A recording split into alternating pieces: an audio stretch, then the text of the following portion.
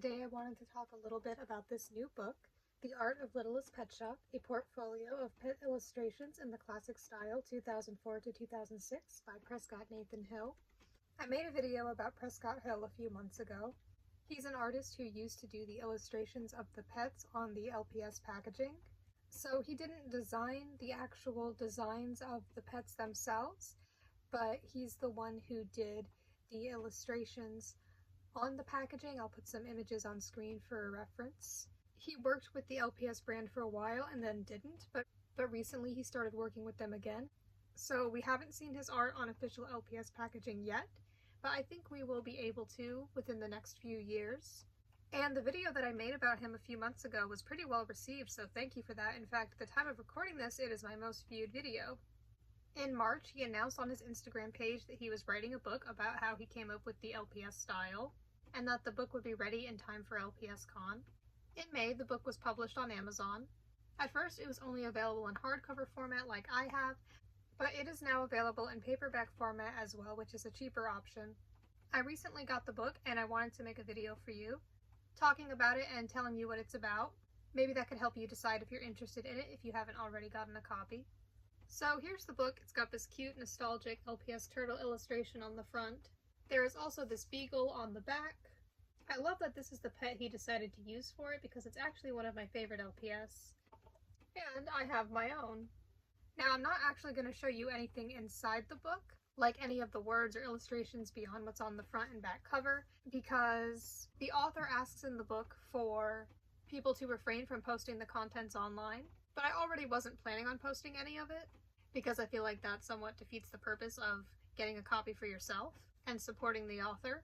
So the book starts out with some introductory information about the author and how he got into illustrating for toy lines.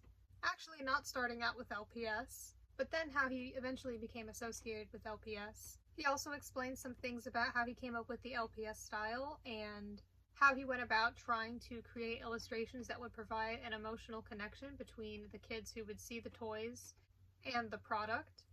For example, he talks about how he came up with a blending effect for the illustrations, and he even gives a little tutorial with images on how to do this, so if you're an artist, you might find that useful.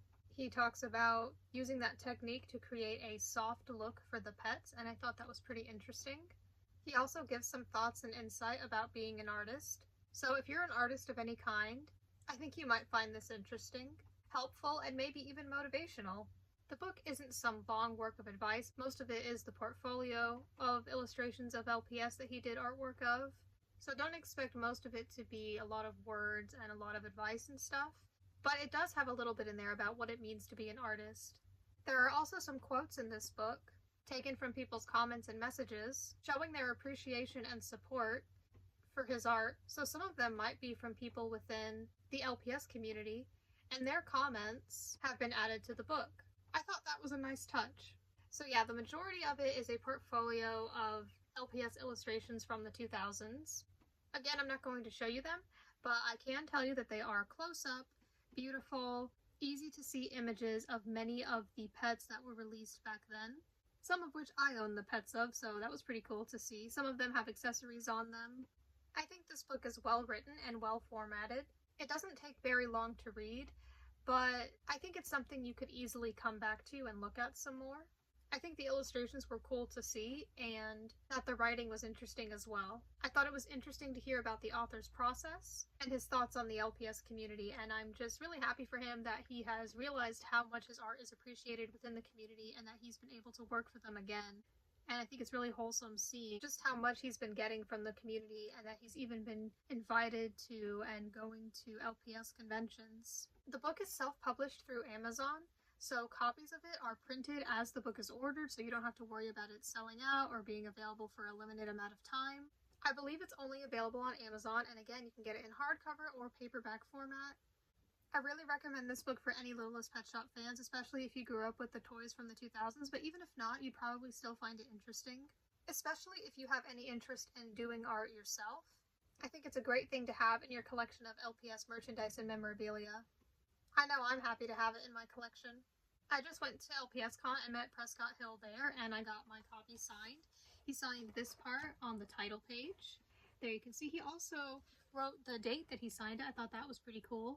That's nice because it shows you exactly when he signed it.